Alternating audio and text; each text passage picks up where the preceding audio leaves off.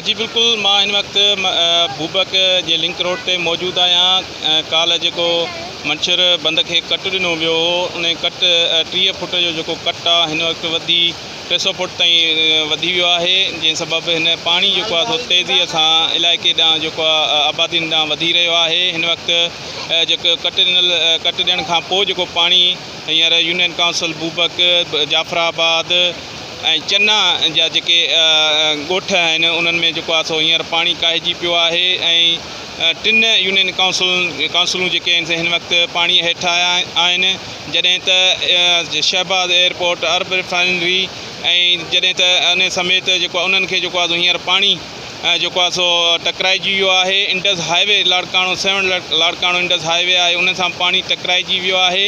Cut ॾियण खां बावजूदि मंछर ॾंड जे पाणी जी सतह में जेको आहे सो अञा ताईं लाथ नाहे अची सघी। हिन वक़्तु बि मंछर ॾंड जी पाणी जी सतह 123 फुट 4 इंच ताईं पहुची वियो आहे।